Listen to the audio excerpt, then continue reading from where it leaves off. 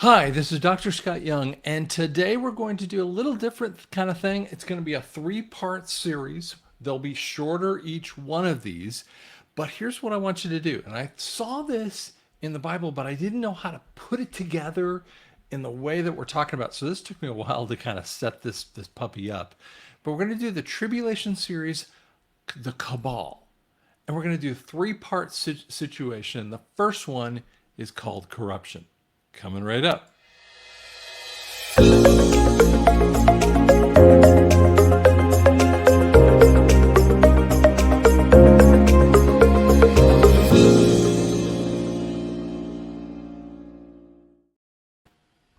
Okay, so most people, when they think of evil people and they see the wicked, you're going to see a conversation that kind of comes out. Now, we've all known wicked people have been here for forever, right?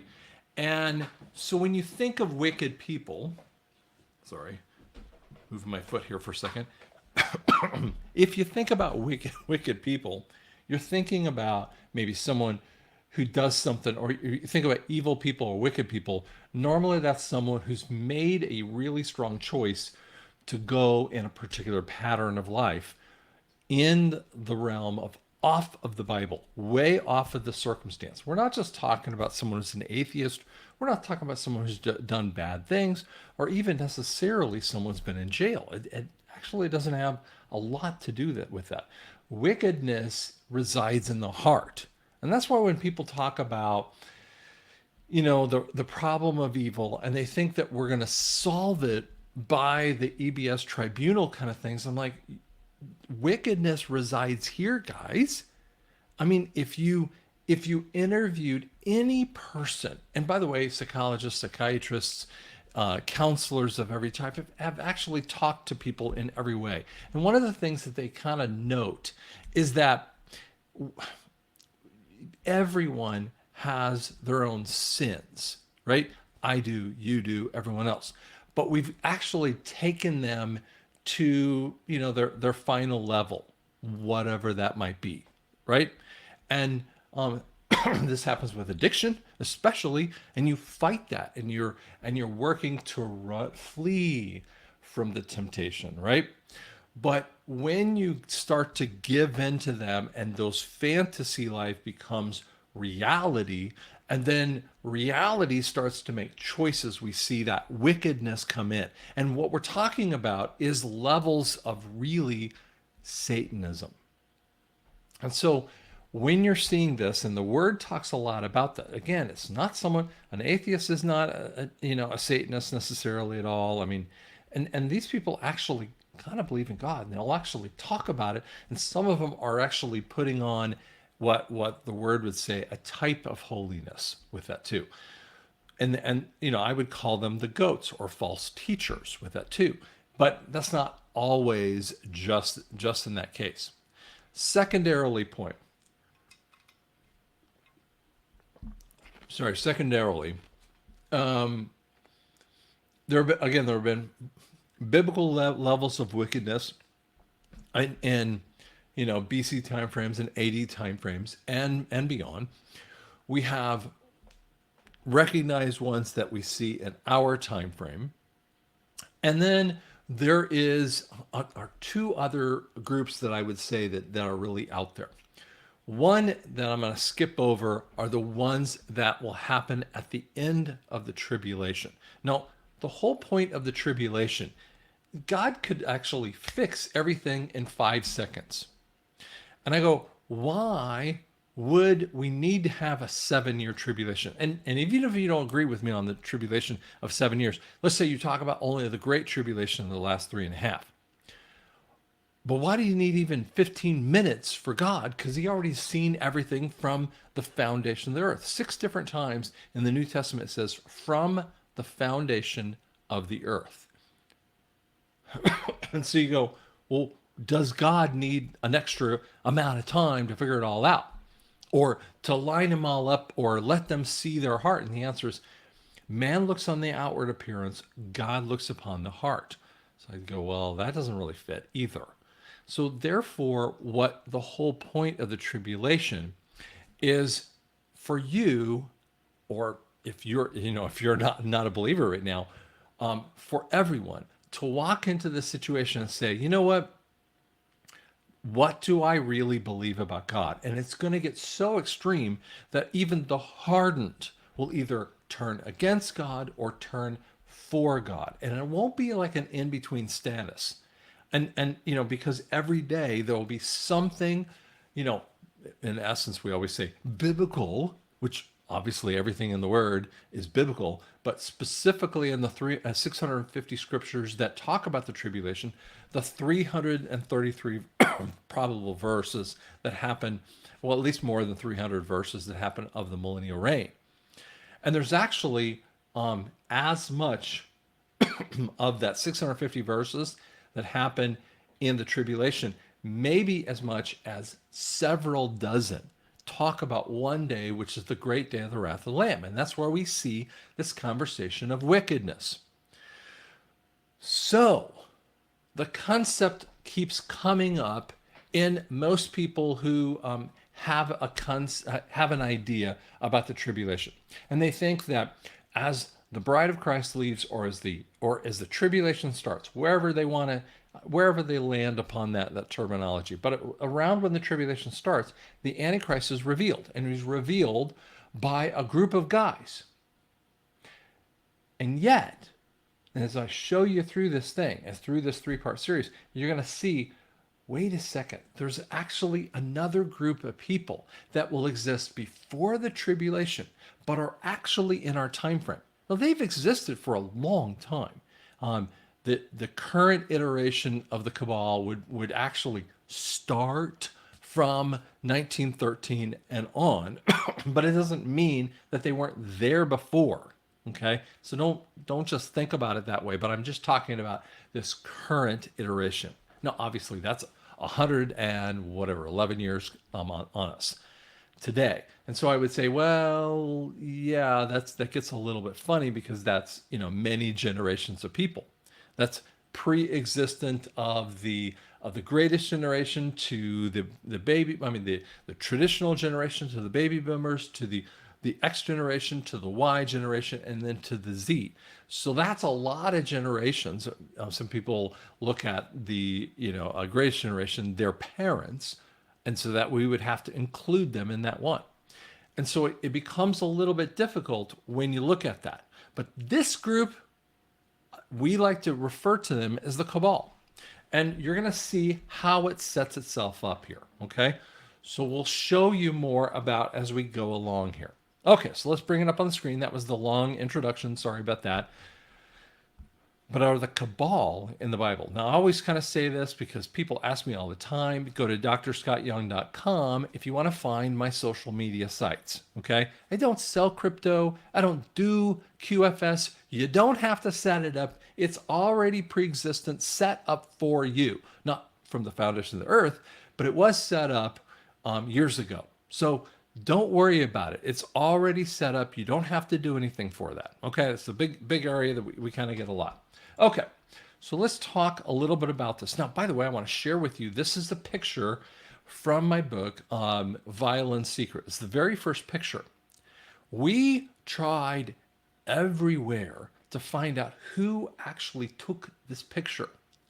It actually perfectly, I couldn't make a picture that worked as well as this. The Violent Secret is my very first book, and it was a World War II book. And in the World War II book, this kid, and it would be more like this character right here. Sorry, this character right here. They would play the instruments, specifically the violin, as the people arrived in the death camps. And the ones that I utilized with Dachau, because it was the most perfect one that would set up effectively for the characters that I was creating with that too. So in essence, it's historical fiction. But again, that picture was so amazing, and we can't ever figure out where this picture came from.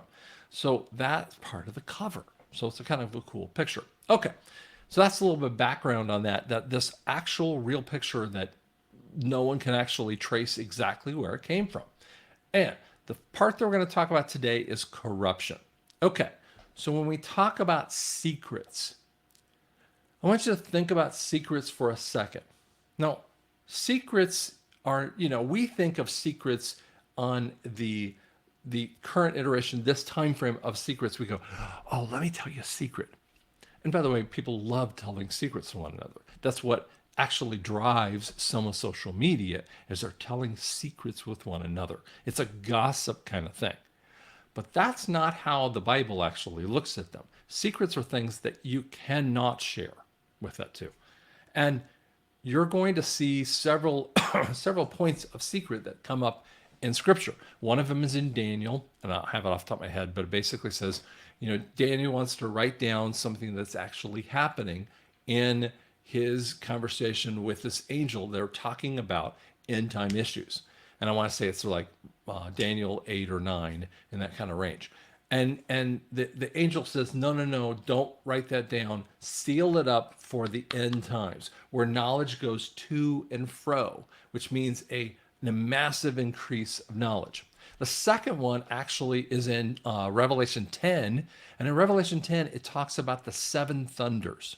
Now, I believe personally the seven thunders shows up at Rosh Hashanah, which is Jesus speaking out loud.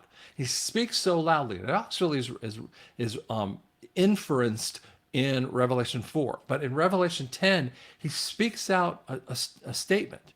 John's about to write it down, and the angel does the exact same type and shadow, or a mirroring event of what happens in Daniel. He says, nope, hold on to that information, seal it up.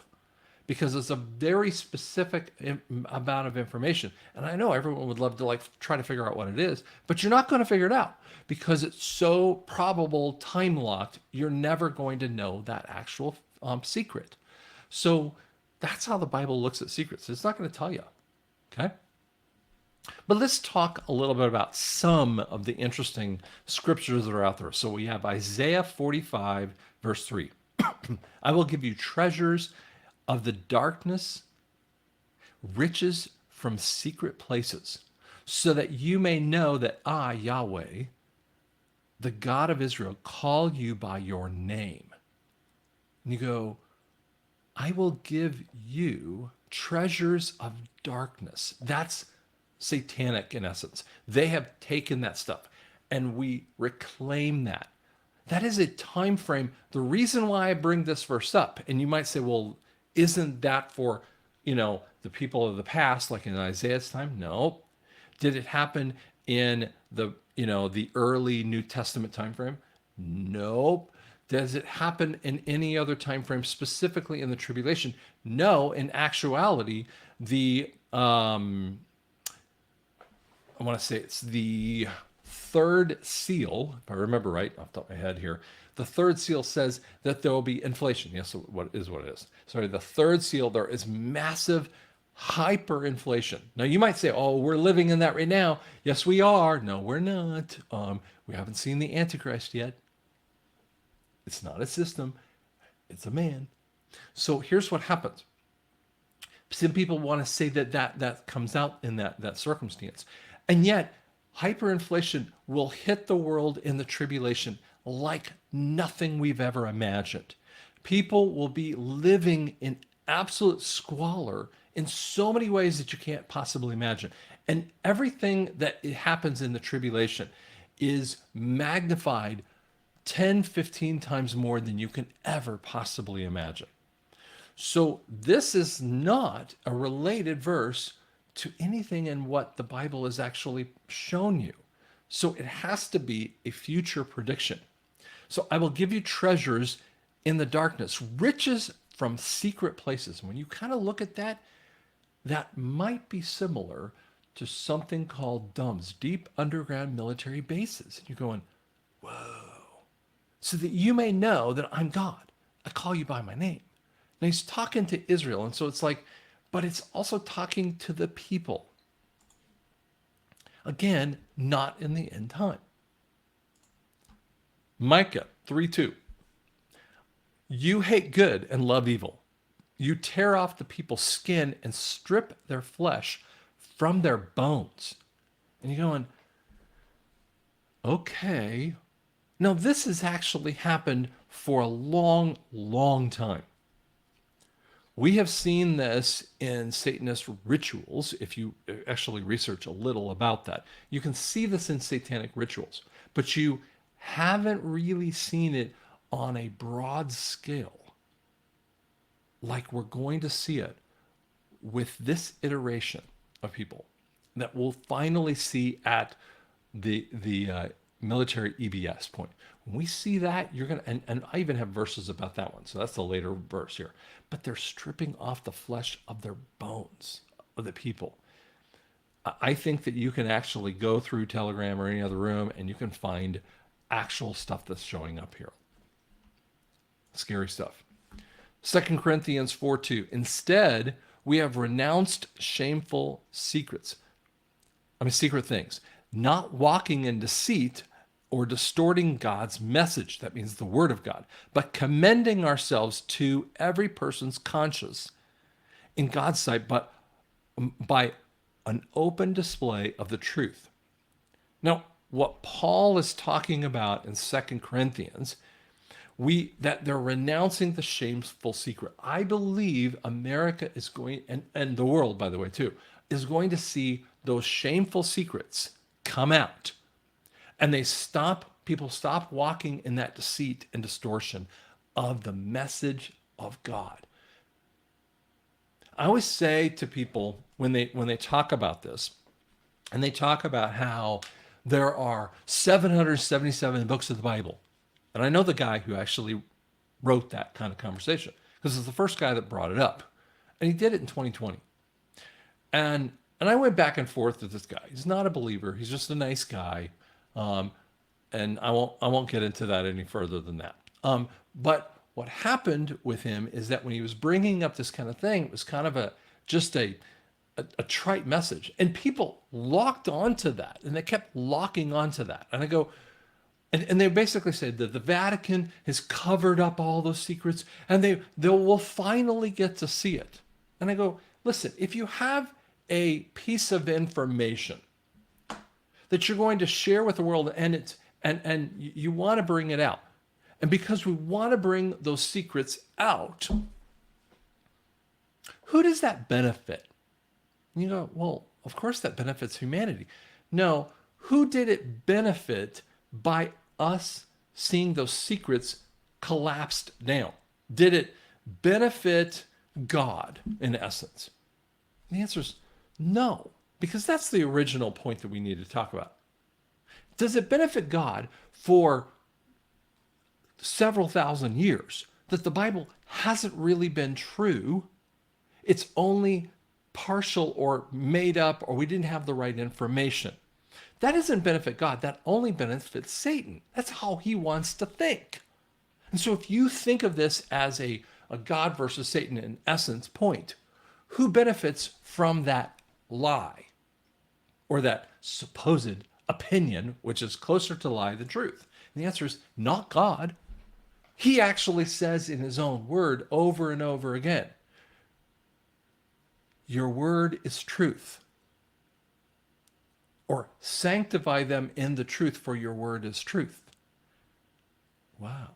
John 1 equates the truth of the word along with the truth, the word, the Father, and Jesus. He puts them all together. If you look at the equation of that, over and over again, John 19, I want to say it's verse 36. It says the same thing over. Let's just read that one because it's a really cool one, right? And I didn't even have this as part of this thing, but this is one of my favorite verses about truth. So John 19, verse 35. So he who saw this has testified so that you may believe. His testimony is true. He knows he's telling the truth. Now this is John after he's explaining what happened on the cross. Now, when John writes the Gospels, it's after Mark, Matthew, and Luke. Those are our earlier Gospels. John writes it a little bit later. Now, he actually knows about some of the crud that's going on in the world, that they're actually saying Jesus really didn't die or Jesus didn't really raised from the dead. And so he puts so much proof in here. And those words are such powerful words. Those words are talking about that it says this, he has testified, which means martieo, that he would, if he gives a charge, he will die if it's untrue. That you may believe his testimony, martiea, his evidence that he gives, which is his conversation here, is true. Alethinos. I could say that wrong, but that's basically how it is. It means that it's a resemblance of the truth. It's opposite from fiction, which means, I mean, you think about like a play on stage, because this is how it's actually kind of presented at that point. It's like a play on stage. We know that's fiction, right? When we see Shakespeare, that's fiction. But it's the opposite of fiction. And so it's a real interesting way of saying it. And he knows he's telling the truth. And that last word, it just says that he loves it. He speaks it. He puts it so far in him, there's nothing else left but that. Now, why would someone make up that kind of a point? It's because he's trying to point out how true the Bible is.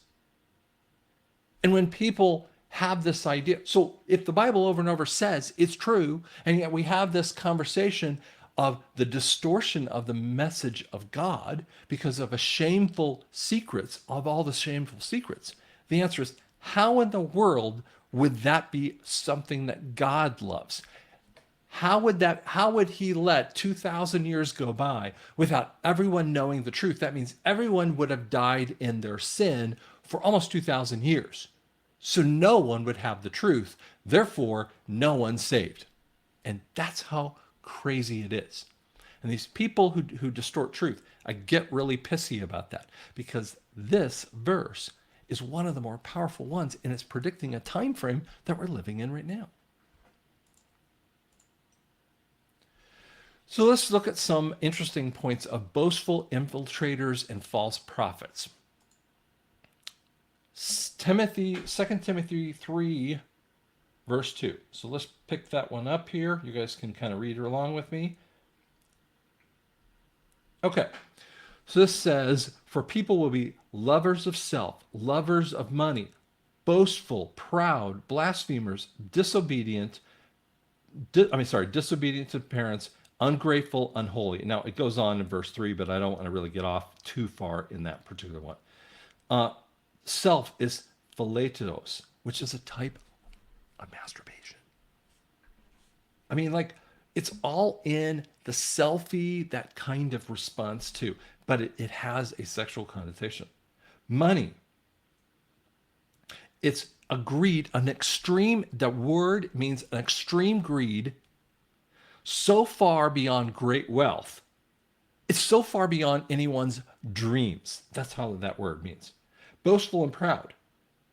We have the group of the Cabal. These people have pleasure in debasing themselves for their own situations, right? They deprecate anyone else who puts himself down. The disobedient means unpersuadable to their fathers. They can't even look back in the past and be persuaded by founding fathers. That also has that kind of point. They bring this succession on. I'll bring this off the stage for a second here. They bring this succession onto their kids. Haven't you seen that in this cabal? Ungrateful, has a level of no gratitude around them. I mean, and by the way, when you actually interact, and I have a few times, with celebrities, they act as if you should be opening the door for me. Like 90% of the people will go, hey, thank you. Or, you open the door for a person, and it's like, why not? Right? And that's just common courtesy. But these people, everyone else, is servants to them. And you don't see it when you see them up on stage or you see them in TV, but you actually see that ungratefulness inside of their position. So perfect for this. Unholy. It means that nothing is holy to them. Nothing is something that they can't controvert. So they do it. Is that scary? It should be just fascinating with that too. It's perfect, actually, character study of the Cabal. Oops, sorry. 2 Timothy 3:5. So just a few verses later, holding to the form of godliness and denying its power. That's pretty straightforward, right? They actually are in their power hungriness. They act like they're godly, and they'll say things that are godly, which is why I believe that these are infiltrator types. Verse 8. Just as Jannes and Jambres resisted Moses, I might be saying that name a little bit wrong, so these also resist the truth. Men who are corrupt in their mind, worthless in regard to their faith. And when you think of the word corrupt, it means to destroy, to utterly perish. These people are so far beyond the pale of salvation. They already looked at salvation. They don't want it. They have openly rejected it. And it says, worthless of mind. Worthless means also reprobate, which is another word that's why the King James likes the reprobate, even though it's not as applicable word to our time frame, right? They're just words that come in and out, but they're still going along the same kind of motif here. So what we're saying is they rejected it. They reject any form of the godliness, and it's reject everything of faith. So you can't like go to them and say anything and tell them something about the Bible or something about good, because they just don't want to hear it. Let's look at this one. 2 Peter 2, verse 1 and 2. Oops, sorry. But there are also false prophets among the people. By the way, false prophets is pseudo prophets. And let me explain that one in a second. Just as there were false teachers among you, they secretly bring destructive heresies, even denying the master who brought them, and will bring swift destruction upon themselves. I'm using a different set of glasses here. Verse 2, many will follow in their unrestrained ways, and the way of truth will be blasphemed because of them. Okay, so let's just look at this. When you watch the other part of the series, the goats, they're separated between the sheep and goats. If you didn't watch that, the separation of the sheep and goats is in Matthew 25. And that separation of the sheep and goats actually happens in that first 45 days of the millennial reign, where Jesus will separate the sheep, who are the sheep nations. Those are the Gentiles that live through the tribulation. The remnant have already been separated, okay? But this is the sheep nations. These are the people that have to live in the tribulation. They're alive. They're not us. And the goats, when you get deep into the goats, there is a word called psychikos. And that means to be psychotic of the spirit. Now, a psychotic person cannot understand reality. They're out of touch with reality. And that's what these people are. They're so spiritually bankrupt, they have no ability to touch in the spirit reality with this. And they act like false prophets and false teachers. The word here, though, with false prophet is called pseudo, which means that they're trying to predict a future. Do you get it? How many people are trying to tell you about the future? Well, tell me what's going to happen, Scott. And I'm like, I hate to say it, sometimes it's a trite statement, but my statement to people when I hear that, I go, 10 people know on the planet the date, and I'm not one of them. Honest statement, right? Now I get some other information, but it's not enough, right? The people who really know about it, anytime you look at someone on Telegram or Twitter or anything else, and they say they know about it, they don't. They don't know the time. No one has that information. The only people that you would allow to have that information, the real secrets, are people that are so deep inside the military, they would never tell anyone. You wouldn't even know who they are. Destructive heresy, capturing the thoughts outside the word. This heresy, a heresy is a type of teaching that is so false from the gospel, it's not even funny. Duh, this is what they like to do. They follow in unrestrained ways. Unrestrained is like when a kid, now you could see an unrestrained nature of a kid when, she's running through the mud, right? And so she's running through the mud, she's just spilling it everywhere, right? That's unrestrained. And kids do that a lot. That's great. We want kids to have an unrestrained ability to kind of explore the circumstances of the world, right? Within boundaries. That's what we do with kids. We got to put them in boundaries so that they're not harmed. Like, my parents used to say when I was growing up, like, go play on the railroad track. And you think that's a really a gross thing if you're a Z generation, but you don't understand. It's just a kind of a way of saying it. Like, get out of the house. You're bugging me, kind of thing, right? But when we have this in an adult mind, which a lot of people have lived in this unrestrained kind of thing, and they're so easily triggered. And this unrestrained, just they go to filthy levels. And it can easily pull all of us into those levels too.